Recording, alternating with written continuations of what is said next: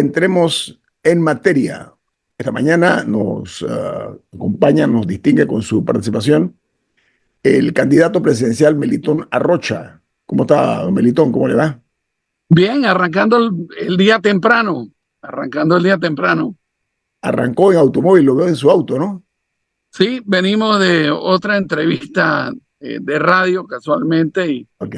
y bueno, aprovechando todos los minutos que se puedan, ya esto está por terminar dentro de pocos días, ¿no? Sí, el tiempo se acaba. El tiempo se acaba y en consecuencia pues se definirá ya la realidad de quién va a ser el nuevo jefe de Estado de Panamá.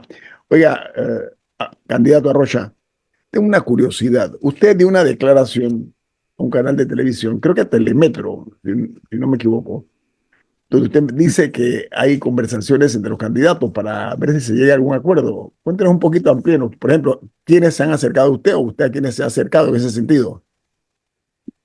Don Guillermo, yo no estoy en condiciones porque entre otras cosas no tengo la autorización de ellos de hacer público con quienes estoy hablando. Ok. Y quienes están hablando conmigo. Lo que sí le puedo decir es que efectivamente eso está sucediendo y yo estimo que durante los próximos 7 a 10 días esas conversaciones se van a intensificar. ¿Y cuál es el propósito? El propósito es el siguiente. Yo creo que a pocas personas, sobre todo después de que ya Fitch rebajó la calificación de riesgo, temas como el monto en el que la República de Panamá logró colocar en los mercados internacionales la tasa de interés fue 7.79 sobre 3.000 millones de dólares. El anuncio más reciente del intento de condonación por parte del Fondo de Ahorro de los adeudos que tiene la República de Panamá con ellos a pocos días de la elección. Pues yo creo que uno no necesita ser un genio para saber que el próximo gobierno va a heredar macroeconómicamente unas finanzas del Estado muy, muy comprometidas. En segundo lugar, yo creo que tampoco uno tiene que ser un genio para que si las cosas continúan como van, el proceso electoral arroje a nivel presidencial un candidato que tome posesión con 7 de cada 10 panameños al menos que no votaron por él y una atomización muy importante en la Asamblea que no le permitirá a ningún grupo político tener mayoría, ni simple ni absoluta sobre la Asamblea. Y bueno, teniendo una complejidad macroeconómica, como no la hemos tenido en la historia reciente republicana, que va a poner a dieta al país. Y usted sabe las consecuencias de cuando hacemos dieta, lo que pasa con el cuerpo. El humor cambia. Tenemos un sistema político que no va a poder ofrecer mucha gobernabilidad en función del capital político que se le va a dispensar al próximo presidente a propósito de las elecciones próximas. Bueno, la siguiente pregunta es, ¿tenemos algunos problemas por delante? Porque a lo mejor no tenemos ninguno.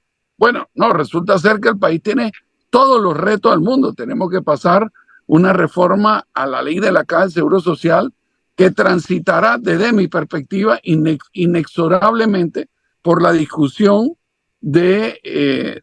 digamos, medidas paramétricas, y que yo no veo de ninguna otra, que tenemos que redefinir cuáles son los polígonos de la cuenca del canal, el trasvase de la cuenca del río Indio, la mina no va a desaparecer, en fin. Y cuando tú sumas todo eso, yo creo que sería irresponsable desde la perspectiva política que no hubiera un acercamiento entre las partes con la finalidad de que el proceso político ex ante, porque también podría ser ex post, tratemos de ofrecerle al país una coalición que permita tener mayor gobernabilidad. A ver, es natural que hayan alianzas, ¿no? Pero el problema es que en Panamá se han dado alianzas ante natura, ¿sí? Aquí hemos visto antiguos, yo no llamo enemigos, sino que han tenido confrontaciones muy severas y serias, donde se ha recurrido incluso al infundio y se ha recurrido a la ofensa, pero al final del camino, bueno, la idea es llegar al poder y después arreglamos allá arriba, cuando estamos allá arriba montados, y el resultado de esos matrimonios de conveniencia ha sido desafortunado para este país. Desafortunado. Bien. Hay una realidad inobjetable, usted habla de realidades. José Raúl Mulino encabeza todas las encuestas. De los querientes y los malquerientes de él, todos coinciden en que José Raúl Mulino es el cómodo vencedor de las elecciones, si fueran hoy, que no son hoy, va a ser el próximo mes. Sin embargo, tiene Ya un hoy problema estamos a legal. 30 días, de hecho. Claro, hoy hay un problema legal de por medio. ¿Cuál es su posición como abogado de lo que está ocurriendo en el caso de José Raúl Mulino y su posible o no candidatura, señora Rocha? Bueno, digamos, yo tengo dos posiciones, ¿no? La primera es la posición política. La posición Ajá. política es que el señor Mulino debe correr a la presidencia de la República y debe correr porque, digamos, le hacemos un flaco favor a la democracia tratando de achicar la cantidad de candidatos. Esto es como el mercado, ¿no? A mayor competencia, mejor producto. Eh, entonces, desde esa perspectiva, yo creo que el interés superior del ciudadano se ve mejor servido a propósito de más competencia. Lo Ok. segundo es una realidad jurídica. La realidad jurídica es que me gusta a mí, no me gusta a mí, tenga mi posición o no. El señor Mulino tiene un proceso en la Corte Suprema de Justicia y en ese orden de ideas mi planteamiento es el siguiente. La Corte tiene que entender que vive en torno a una realidad política porque el próximo 5 de mayo va a haber una elección. Y eso significa que nosotros tenemos que, los ciudadanos, tenemos que tener claridad meridiana de quiénes van a estar en esa papeleta. Y aun cuando entiendo que hay plazos políticos, plazos jurídicos que se tienen que cumplir y estamos dentro de uno de ellos, mi llamado es a que tan pronto el asunto esté en condición de decidir, la Corte Suprema de Justicia se pronuncie antes de la elección. Dale a Michelle, adelante. Buen día, ¿qué tal? Sí, yo tengo una pregunta y va más o menos por esa línea en su opinión como candidato y como abogado sobre el actuar del Tribunal Electoral en cuanto a esto, ¿no? Porque al final es la decisión que tomó el Tribunal Electoral en cuanto a la postulación de Ricardo Martinelli y como darle o decir que el que se hace con esa postulación es José Raúl Mulino. No sé si a su parecer ve que el mismo árbitro electoral pudo haber tomado otras decisiones en ese momento que no nos tendrían en la encrucijada que hay, porque una cosa es que si gana José Raúl Mulino, ¿qué pasa entre que gane y toma posesión? ¿Puede nombrar a un vicepresidente? ¿El gabinete entrante va a nombrar a un vicepresidente? O sea, vamos a entrar como en una encrucijada constitucional y me pregunto cuál es su opinión como candidato. Sí, digo, yo creo que cuando digo que creo que el señor José Raúl Mulino debe correr es desde mi perspectiva porque cumple los requisitos constitucionales y legales para que su candidatura no pueda ser impugnada. Ese es mi criterio. La Constitución establece un mecanismo para la eventualidad en que el presidente y el vicepresidente no estén en condiciones de ejercer sus funciones, cómo se llena ese vacío jurídico, político y constitucional. Entonces, bueno, habría que seguir las reglas constitucionales, que si la memoria no me es infiel, y esto de hace muchos años que estudié la materia, pues requeriría que el Consejo de Gabinete tomara una determinación nombrando entre su seno un ministro de Estado que ejercería la función de presidente de la República. Eso ya, de hecho, ha pasado una vez en la historia republicana, al menos, ¿no?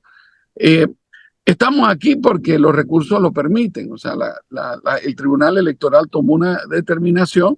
Esa determinación era objeto de una revisión por parte de la Constitución, de la Corte, y alguna parte interesada presentó un recurso. Entonces, la Corte tiene que escucharlo, tiene que cumplir con el debido proceso que establece la norma y tomar una decisión al respecto. Y mi posición ha sido, es y será, bueno, entiendo el tema, debe pronunciarse rápido la Corte porque, por ejemplo, el único escenario que no podría, desde mi perspectiva, suceder es que el señor José Raúl Mulino, un día antes de la elección, fuese declarado que está inhabilitado para correr a la presidencia, pero apareciera su cara en la papeleta. Eso sería... Sí, cuya impresión empezó ayer. Sí, por eso digo, tal vez creo que lo que escuché por los medios es que empezó el proceso que significa la conformación, digamos, del machote sobre el cual después se va a hacer el tiraje de la papeleta, pero es que ya el tema no da para mucho más.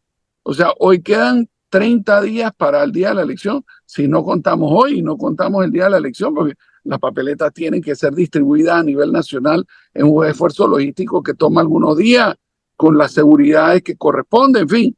estamos a 20 y pocos días de que todo esto empiece a suceder. A ver, estamos en la antesala de una etapa crucial en la historia de la vida pública de este país. El gobierno actual está en lo que yo denomino su etapa crepuscular, ¿sí? Sin embargo, usted está hablando del tema del Tribunal Electoral, la Corte. Tenemos una justicia sin historia, lamentablemente. La historia, hasta ahora lo que se ha escrito, salvo las reivindicaciones que se han dado últimamente, fue bastante oscura. ¿Por qué no definir esto con tiempo? Porque esto crea, lo que estamos viviendo, muchísima inquietud. Señora Rocha, ¿cómo hacer para que esto se defina y no llegar a la etapa esta de la especulación muy peligrosa que puede dar esto? Bueno, desde mi perspectiva, el que nos tiene metidos en esto es el señor Ricardo Martinelli, ¿no? No desaprovechó ninguna instancia legal para presentar todos los recursos, a mi juicio, de carácter dilatorios, para tratar de mantenerse como candidato, y al final pues hubo una determinación. Si eso no hubiera pasado, muy probablemente esta discusión jurídica la hubiésemos tenido hace algún tiempo atrás.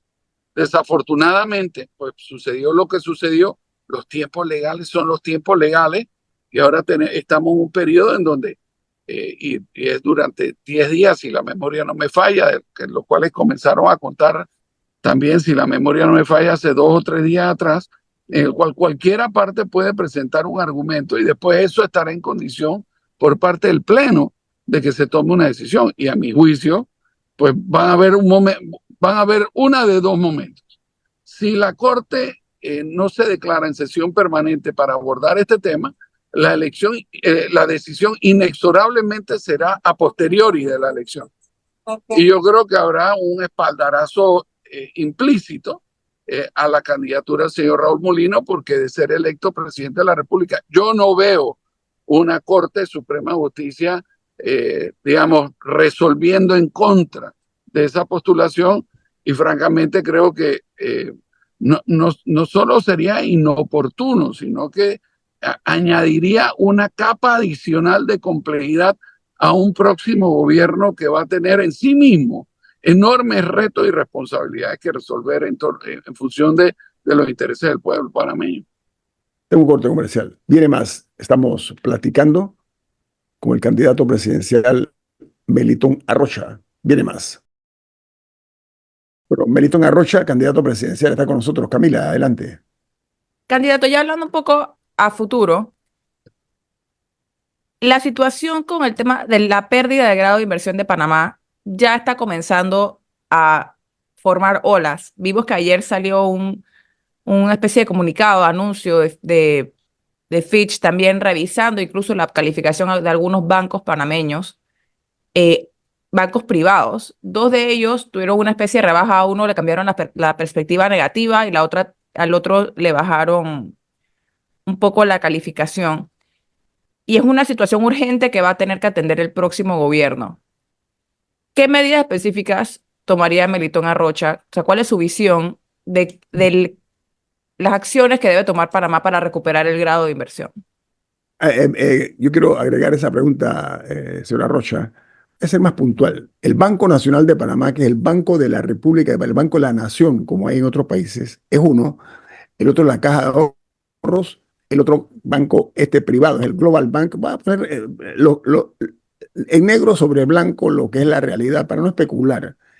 Banco General mantiene su estatus, por ponerlo de alguna manera, y el Credit Corp Bank entra en lo que se denomina una perspectiva negativa. Ese es el escenario con nombres y apellidos, señor Arrocha. Sí, bueno, vamos a ver primero cuál va a ser el efecto de esto, tal vez para que los oyentes que no saben qué significa perder el grado de inversión tengan en mente. Lo que significa perder el grado de inversión es que y yo creo que hay poca gente que tiene ninguna duda de que las otras dos calificadoras, Standard & Poor's y Moody, después de las elecciones van a hacer lo propio, lo que ya ha hecho Fitch Ratings, es quitarle el grado de inversión al país. Entonces, eso lo que significa es, desde la perspectiva de estas agencias, que lo único que hacen es calificar riesgo, es decirle a los mercados internacionales especialmente a los mercados internacionales de inversión y deuda, de que Panamá ya no es un país tan seguro para invertir. Y la consecuencia es que a mayor riesgo, los inversionistas piden mayor retorno, una mayor prima de retorno. Y eso inexorablemente significará que las tasas a las cuales Panamá obtiene su financiamiento van a aumentar. Entonces, la pregunta es, ¿de qué tamaño van a aumentar? Mira, la mayoría de las personas que nos escuchan tienen que tener hoy una tasa de interés bancaria de entre el 5,5% y el 6%. Oigamos la tasa de interés a la que colocó Panamá su último crédito, 7,79 promedio, ¿no? Que algunas personas dicen que ya estaba incorporado que Panamá había perdido, al menos parcialmente, el grado de inversión. Normalmente el Estado es el que recibe el crédito más barato, con lo cual uno tiene que pensar que las tasas de financiamiento a las que los bancos de la plaza van a recibir los nuevos recursos va a estar por encima de 7,8. Y después, a los que nosotros recibamos esos montos, estará un poco por encima de eso. Lo que significa es que nosotros podemos ver tranquilamente un incremento de nuestras tasas hipotecarias, de crédito, de tarjeta de consumo, en fin, todo eso, tal vez lo podemos ver 2,5% más de aumento de la tasa de interés. No parece tanto cuando uno lo ve en términos nominales, pero cuando lo ve en términos absolutos, o sea, 2,50% sobre 5,5 sobre 6, no voy a hacer matemática aquí, no sé que me salga un 8 por 4, pero puede ser tranquilamente el 40% de aumento de la tasa de interés que uno paga. Y eso significa, para no hacer matemáticas muy complicadas, que si usted paga $1,000 de interés, después de que esta ola entre y salga de la República de Panamá, va a significar que usted va a terminar pagando $1,400 de interés. O sea, el aumento, y esto hay que hacerlo de manera generalizada sobre obligaciones futuras y pasadas, porque en Panamá no hay tal cosa como una tasa de interés fija. Todas las tasas de interés son flotantes. Entonces le estamos añadiendo unas presiones a una economía que ya está en sí misma un poco comprometida, ¿no? Esto definitivamente no es bueno. Y de cara a la pregunta de Camila, bueno, ese es el diagnóstico, ese es el Sí, la pregunta problema. es, ¿qué vamos a hacer con eso? ¿Cuál es la solución? Bueno, la primera es actuar como un buen padre de familia. Es revisar todo. Fíjate, aquí hay un alcalde de Colón que gana $14,000. Aquí hay un señor que dirige un fondo que gana casi $13,000. O sea, hay un montón de funcionarios públicos y no públicos, pero que reciben financiamiento del Estado, que ganan el doble que el presidente de la República y tienen una fracción de las responsabilidades. Yo estoy de acuerdo en que hay que buscar talento, pero lo que estoy diciendo es que hay que hacer una racionalización completa del gasto público en función de actuar como un buen padre de familia. Segundo, vamos a tener que ponernos algunas prioridades de por medio. Voy a hacer uno que resultará ser polémico. Nosotros nos gastamos $100 millones atendiendo, $100 millones aproximados, probablemente sin ni siquiera contar los costos indirectos, atendiendo el tema de la migración irregular que pasa por Colombia, problema que no genera la República de Panamá.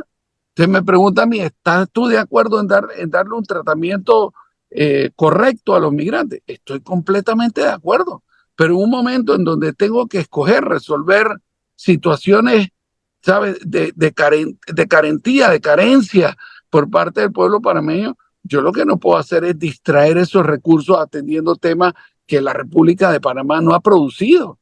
Y como eso hay varios más, con lo cual lo que estoy planteando es racionalización del gasto público y la segunda es priorización del gasto público y el tercero es tenemos que salir y generar un estado productivo que no dependa del préstamo. Este es el ejercicio que hemos hecho durante 15 años. Vamos y pedimos préstamos. Los préstamos los invertimos en ladrillo, ya sea el metro o lo que sea, mientras que la obra dura, la relación deuda-producto interno bruto mejora.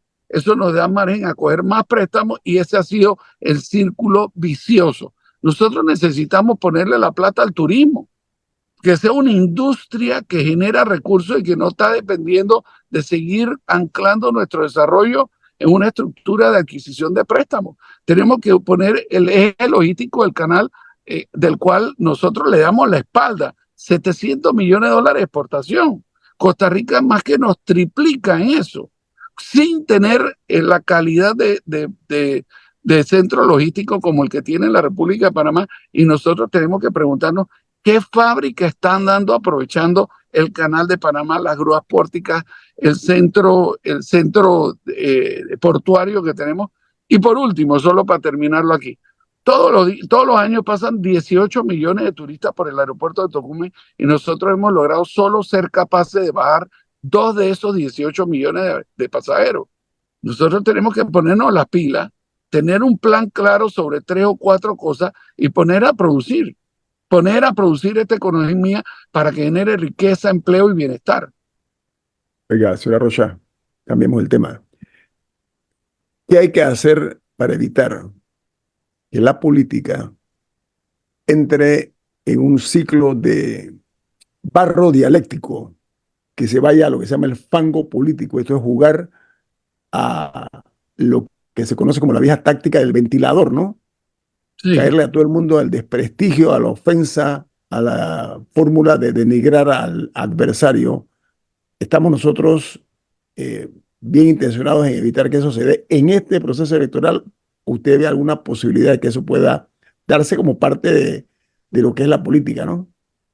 No, eso a mi juicio, don Guillermo, eso se va a dar. Es imposible que no se dé en función de cómo están redactadas las reglas electorales. Mientras que el Tribunal Electoral no pueda ejercer mayor control de quién mueve qué recursos, nosotros vamos a estar supeditados a que ese tipo de cosas sucedan. Y después habrá que plantearse algunas otras cosas. O sea, ¿cómo es posible que el Tribunal Electoral premie al que mejor le fue? Porque eso está perpetuando que haya una sola clase política. Fíjese, yo voy a hacer una analogía o poner un ejemplo. Esto no es una analogía, esto es un ejemplo. La campaña del señor Rux y el señor Blandón, esa campaña vale 20 y tantos millones de dólares. Nosotros hicimos una matemática. Ellos tienen que gastarse 235 mil dólares todos los días, fina cortesía de los impuestos del pueblo panameño, para que el día 90 terminen de gastar los recursos que el Estado le dio. Si esa misma ecuación se lo aplicamos a mi campaña duraría 3 días y medio. Entonces, es un despropósito esto. Yo creo que lo que tenemos que hacer son 2 millones de dólares para todas las campañas políticas presidenciales y que sean las ideas lo que empuje la campaña y no campañas millonarias que se hacen en cuartos refrigerados de publicitaria y que buscan maquillar al candidato para que usted lo vaya a conocer quién es de verdad el día 1 de julio. Yo creo no. Y pero el aporte, permítame, el aporte económico de grupos influyentes en este país también juega un rol. Pero cuando dice esos 2 millones, ¿usted hablaría de limitar el financiamiento, que son financiamiento público, o incluiría también financiamiento privado? Esa es mi pregunta. Mira, o sea, este es el tema. No hay financiamiento privado. 2 millones de dólares para todas las campañas políticas. Hoy creo que son 8 candidatos, son 16 millones de dólares. El Estado hoy está pagando más de 50 millones de dólares para esta campaña y permite que entre la plata privada a formar parte de la misma. Y por supuesto hay un descontrol total y absoluto de cómo se utiliza esa plata y no hay ninguna regulación en lo que le llaman en otras jurisdicciones dinero blando. Y es no plata que recibí yo directamente, pero plata que está generando que están aportándole otras personas a la campaña. Y ahora con Internet, en donde, digamos, la pauta puede generarse en otra parte, el uso de bots, que esa granja de bots, que yo lo estoy viendo terriblemente. O sea, usted va y entra a tendencia en Internet y ve candidatos que no han dicho ni esta boca es mía hoy y son tendencias. Pero por el amor de Dios, estamos jugando el juego de la desinformación que ni los nazis lo utilizaban de la manera en la que desafortunadamente se está manipulando al pueblo panameño hoy. pero también vemos que hay unas posturas posturas, ¿no? Que tienen que ver con la incompatibilidad para ocupar un cargo público. Yo quisiera ver más propuestas serias, no una apuesta a la especulación, no una apuesta a la ilusión, porque eso es lo que es de las cosas que he escuchado. Pero al regreso, señora Rocha, vamos a unos minutos más. ¿No puede Sí, hablar así? Ok, viene más. Esto es En Perspectiva, un programa para la gente inteligente como usted. Camila, usted tiene una pregunta para el candidato Melitón Arrocha. Adelante. Sí, me gustaría regresar al tema migratorio porque está tomando una relevancia internacionalmente. Por ejemplo, el New York Times ha sacado ya varios artículos sobre el tema de los abusos que están sufriendo los migrantes en su trayecto, particularmente en la franja del Darién y cercanía, y la falta de acción que están ejerciendo los gobiernos de Colombia y de Panamá. O sea, de que no están haciendo lo suficiente para proteger a estos migrantes. Usted explicó su posición de un punto de vista de recursos, o sea, de recursos económicos, que usted piensa se deberían redirigir a otros sectores de la economía. Sin embargo, la crisis migratoria es algo real. ¿Qué haría Melitón Arrocha sobre la crisis migratoria? mira, es O sea, fácil. Yo leí tanto el volumen como la atención de los migrantes mientras están dentro del territorio de la República de Panamá. Y agrego, Mire, yo leí oiga, Melitón, y las mujeres que están siendo víctimas de abusos sexuales brutalmente a diario, ¿ok? y bueno, un par de reflexiones iniciales. Primero, el problema no lo genera Panamá.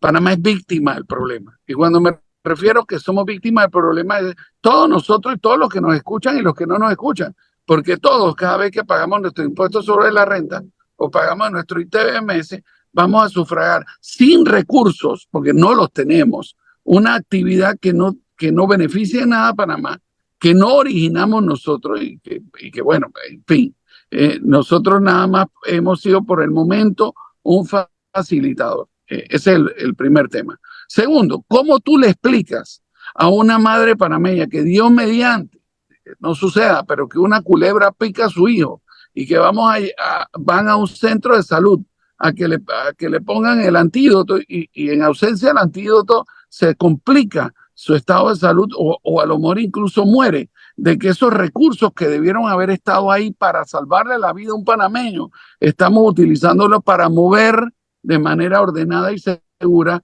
a un inmigrante irregular. Porque nuevamente, se trata de decidir a dónde van los recursos. Si hubieran recursos suficientes para todos, a mí me encantaría, por supuesto, destinar todos los recursos necesarios para que el movimiento en el Darién sucediera de la mejor manera posible. Habiendo dicho lo anterior, ya no es un trillo, no son 2 o 3 mil personas las que están pasando por el Darién. Pasaron 500,000 de personas el año pasado y este año esperan que aumente 20%, o sea que pasen 600,000 personas. No voy a hablar del efecto de goteo, pero desde mi perspectiva, la política de la República de Panamá es una invitación a que se perpetúen la violación de los derechos humanos de los inmigrantes que pasan por la selva del Darién. Violaciones, asesinatos.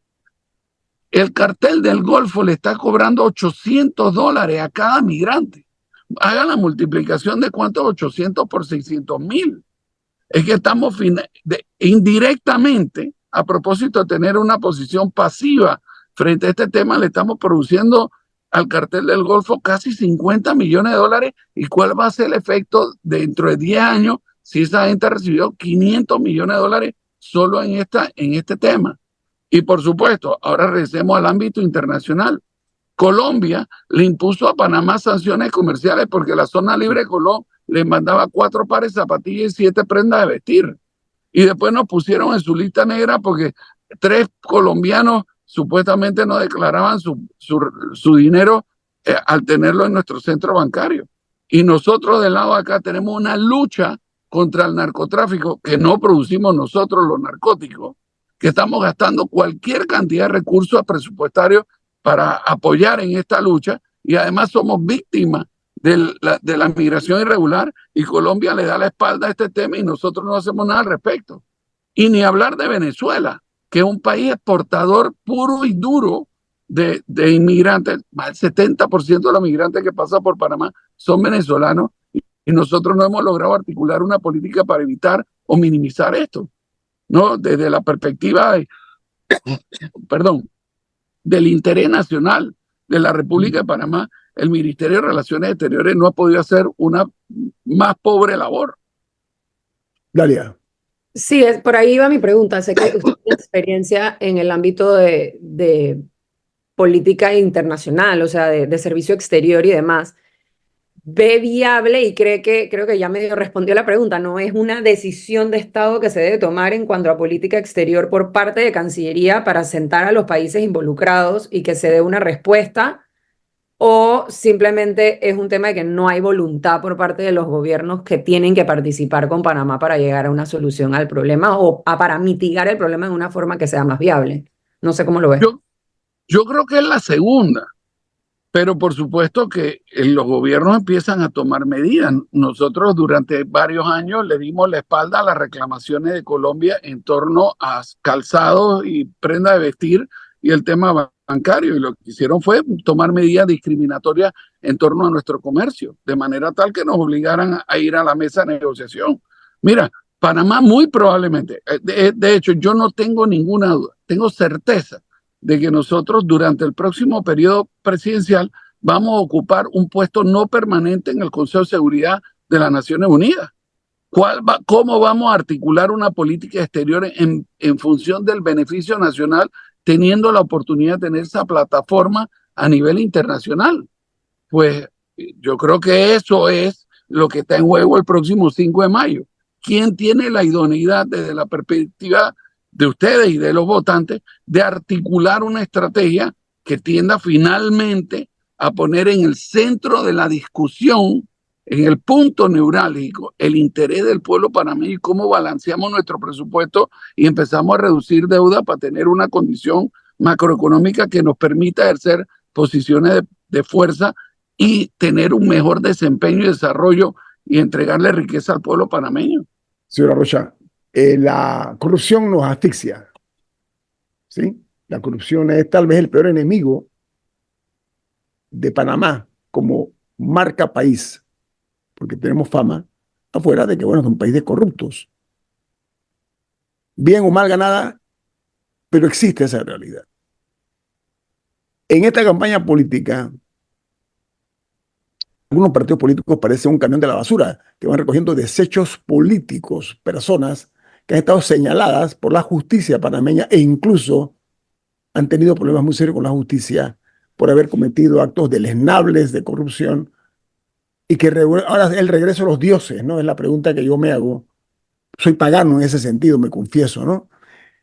¿Por qué razón aquí no se filtra, no se pretende elevar la calidad del producto político? Estoy hablando del producto es los candidatos, personas con solvencia moral, personas que tengan principios.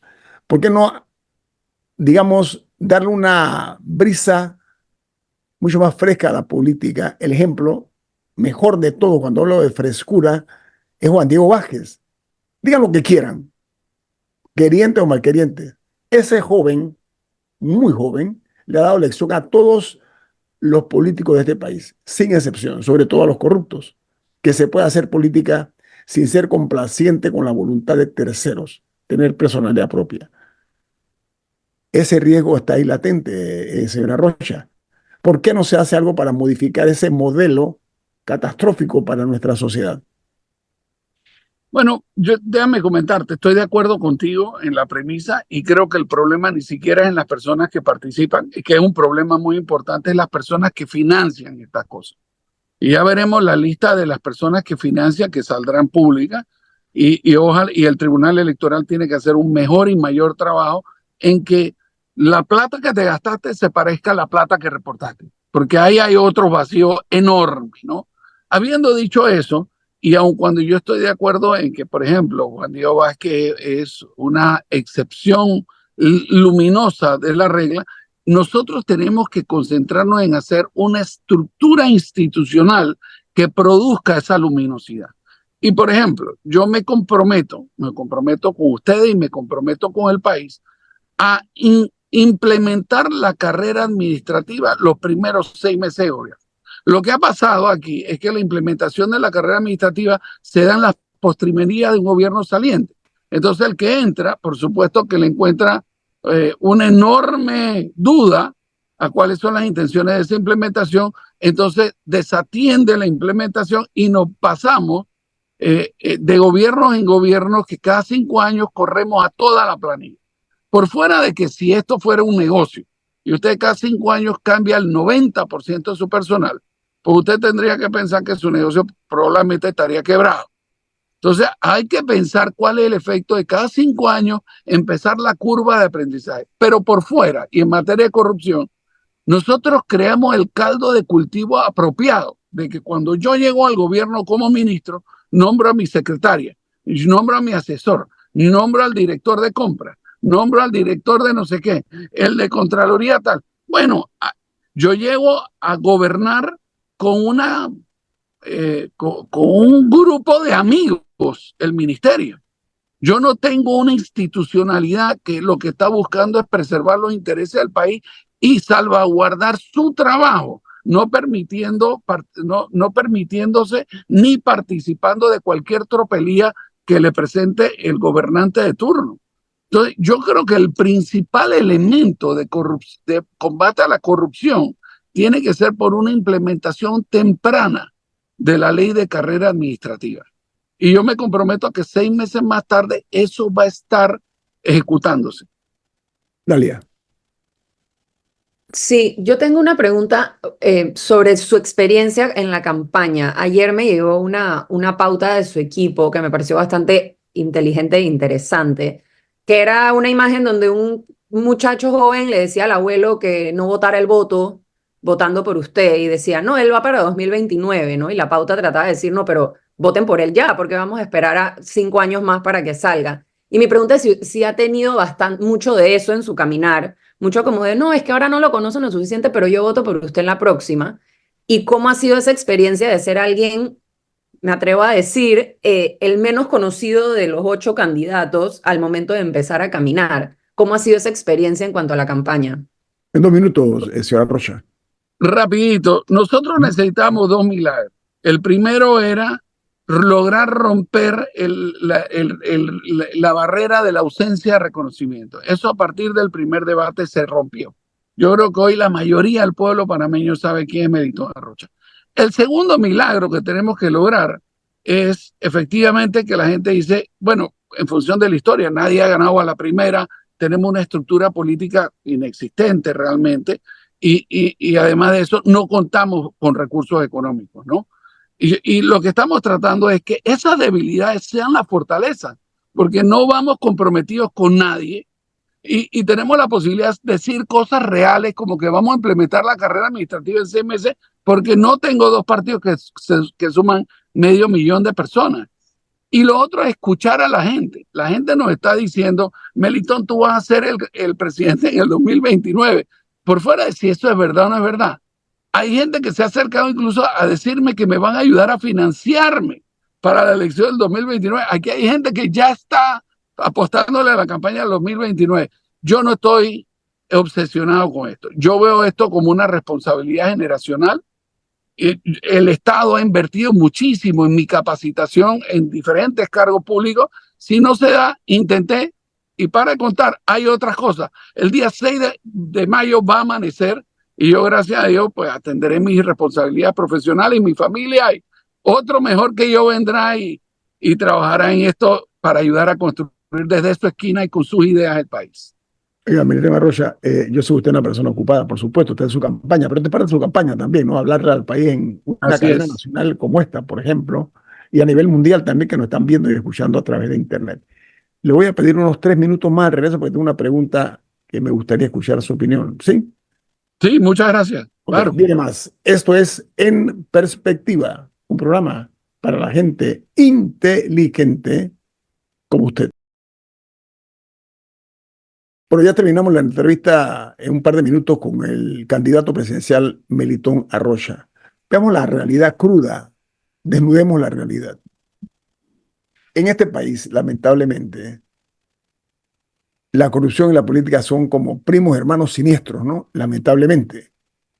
Y la discusión, y lo digo con muchísima tristeza, con pesar legítimamente interno, en mi yo interior, es que la discusión y el argumento muchas veces no se centra en quién es honesto, sino quién robó menos o más.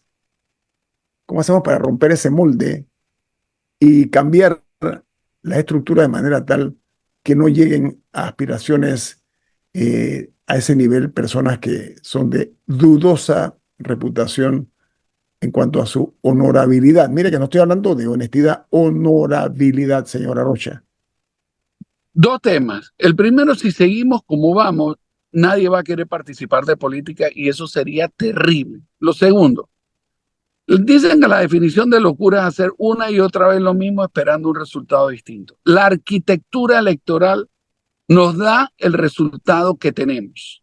Nosotros necesitamos una nueva arquitectura electoral. No es posible que las cúpulas de los partidos reciban subsidios millonarios fuera del periodo electoral, en donde hay opacidad en cómo se maneja, que puedan reservar el 40% del total de los puestos, porque lo que acaba de suceder es que las primarias son un adorno.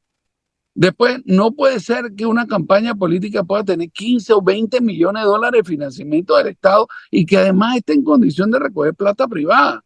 Si nosotros no resolvemos estos temas y algunos otros que en función del tiempo no puedo compartir con los oyentes, pues es imposible que el resultado electoral de vez en cuando nos dará un Juan Diego Vázquez. Pero es que no es la estructura, fue la excepción de la regla. Y nosotros tenemos que trabajar en que estructuralmente el sistema nos dé un buen producto. Y eso, desafortunadamente, hoy no existe. Se ha venido tergiversando la legislación electoral en función de que lo que entra ni se parece a lo que sale en la Asamblea Legislativa, con lo cual yo le digo a todo el mundo, las elecciones tienen consecuencias. Piense muy bien, no solo en quién va a votar para presidente, piense muy bien en quién va a votar para diputado, porque todas estas cosas que estamos hablando tienen que transitar por la Asamblea de Diputados. Señora Rocha, para terminar, la Asamblea Nacional por décadas ha sido el espejo complaciente del Ejecutivo. Lo que el Ejecutivo dice, la Asamblea cumple. Sin embargo, el último quinquenio y un poquito más atrás, se dio una, digamos, una revelación, pero no, se rebelaron los diputados y hoy le dicen a los presidentes en los últimos años qué va y qué no va. Manejan el presupuesto de la nación, en fin, tantos recursos que manejan.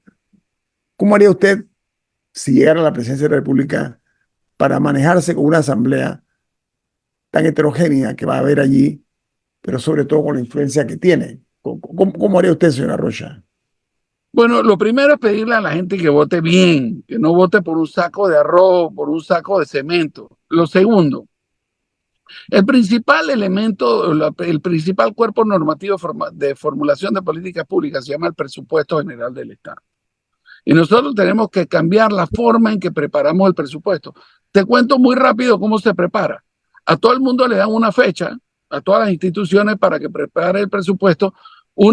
Todas las instituciones sabiendo que va a venir un recorte significativo de lo que solicitan, infla el presupuesto que le presenta el Ministerio de Economía y Finanzas. El Ministerio de Economía y Finanzas lo recorta a placer y lo que termina pasando con esto es que todas las planillas, o todas las partidas quedan en los lugares inadecuados. Es mucho más sencillo, por ejemplo, que le digan al Ministerio de Comercio, hey, te tocan 30 millones de dólares, organiza tus partidas bien. ¿Y eso qué significa? Que la Comisión de Presupuesto acaba de perder un rol protagónico muy significativo, porque ahora será ya por excepción. Y un control también. Por excepción de la regla que tú vas a tener que ir a la Comisión de Presupuesto. Y segundo, desde ya le digo, yo voy a demandar la resolución de la Comisión de Presupuesto que hace que sea a partir de 0,1 centavo que uno tenga que ir a la Comisión de Presupuesto. La Constitución establece que los órganos del Estado trabajarán en armónica colaboración, pero ninguno será superior al otro. Lo que intenta hacer esa resolución de la Comisión de Presupuestos, de que desde un centavo tú tengas que ir a ya sabemos qué, para no entrar en detalle en función del tiempo, es imponerse sobre el órgano ejecutivo, agregándole una capa de irracionalidad a su actuación. Yo entiendo que tienen que tener digamos, un rol de control constitucional para esto, pero no puede ser que ese rol de control sea a razón de 2,17, me explico. Eso es intentar subyugar y someter al órgano ejecutivo a los designios de la Comisión de Presupuestos de la Asamblea Legislativa, y yo voy a demandar por inconstitucional ese acto administrativo. Camila. Aprovechando que estamos hablando de la Asamblea, se presentó un proyecto de ley para modificar el Fondo de Ahorro de Panamá. Básicamente sería una especie de limpieza de la deuda que tiene este gobierno con el Fondo de Ahorro de Panamá. ¿Cuál es su posición al respecto y qué futuro le ve usted al Fondo de Ahorro de Panamá? Mire, yo estoy en completo desacuerdo. Para recordar, el Fondo de Ahorro de Panamá fueron parte de los fondos de todo el proceso de privatización que se dio, en donde muy sensatamente dijimos, hey, en algún momento van a haber vacas flacas y necesitamos tener una capacidad de jalar de ese fondo de ahorro cuando esa situación se presente. Habiendo dicho eso, cuando se creó, el tamaño de la economía era muy pequeñito, y lo que hoy tenemos es un fondo muy pequeño en función del tamaño de nuestra economía, y en adición con unos costos operativos enormes. Habiendo dicho eso, en este contexto y a pocos días de la elección, el gobierno hace esta movida. Yo, por supuesto, yo estoy en desacuerdo de que el fondo de ahorro le regale la deuda que mantiene el gobierno nacional con ese instrumento. Pero la pregunta más importante de mi perspectiva es, el gobierno tiene gente muy competente. ¿Por qué decidieron a menos de 30 días presentar esta iniciativa legislativa a la Asamblea sabiendo el costo político que va a pagar su candidato? Y eso, lo que quiero decir, es una señal adicional de las dificultades macroeconómicas por las cuales está atravesando el gobierno y la terrible herencia que le va a dejar al gobierno entrante. Habiendo dicho eso, esa es la importancia de escoger bien por quién usted va a votar para presidente.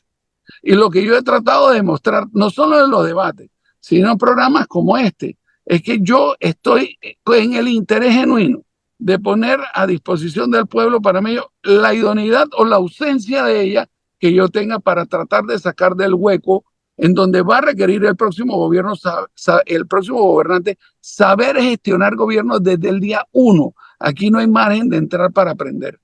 Oiga, pero ¿cómo se gestiona también, hablando de la Asamblea? Usted mismo comentó al principio la polarización que va a haber, o sea, la polarización política que hay, que va a estar posiblemente va a estar muy dividida la Asamblea y no va a ser fácil obtener una mayoría para poder tomar acción. En su caso, por ejemplo, que no tiene el respaldo de un partido significativo que pueda obtener una bancada mínima, aunque sea en la Asamblea, ¿cómo manejaría ese tema? Primero, con solvencia moral, ¿no? Y eso significa que no hay margen para ningún escándalo, porque yo no voy a estar dispuesto a gastar capital político tratando de mantener en su puesto una persona que está, no digamos, vinculada a un acto de corrupción, sino está, digamos, se genera una percepción de corrupción en torno a esa persona. Y el segundo es el presupuesto general del Estado.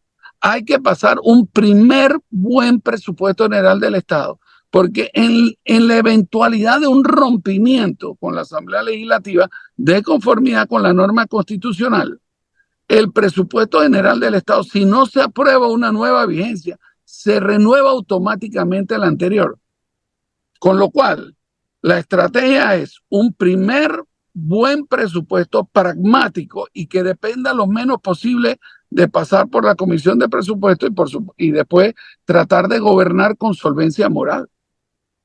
Oiga, señora Rocha, aquí me acaba de mandar una persona, yo lo vi muy temprano, la primera plana del New York Times, con referencia a lo que hablamos previamente del cruce del tapón del Darién, de los migrantes. Y una foto realmente muy impactante, donde hablan de la violencia sexual de que son víctimas las mujeres. Recuerda que yo les toqué el tema, pero lo toqué de una manera tangencial, ahora lo toco de manera directa. New York Times es uno de los medios más influyentes, no de los Estados Unidos, sino del mundo. Está en el top 5, está en los 5 primeros. Que el Times, o el New York Times, nos ponga a nosotros en primera plana dentro del contexto, y usted decía con mucha certeza de que Venezuela es uno de los mayores aportadores de la afluencia que pasa por la frontera. En 2 minutos, ¿cómo hacemos para paliar esto? Pero de manera efectiva, que no huela a política nada más, sino que sea a una certeza de que vamos a resolver, por lo menos parcialmente, este problema. De su perspectiva, señor Arrocha, 2 minutos. Yo estuve en Las Blancas del Darién, un centro de recepción de inmigrantes, y ahí la gente nos contaba que a las niñas les cortaban el pelo para que parecieran hombres a fin de evitar que las violaran. Ahí nos contaron que le están pagando $800 a Clan del Golfo para que lo muevan de forma segura, y mucha de esa gente pasa por ahí pensando que van a pasar por un área de excursión, mintiéndoles.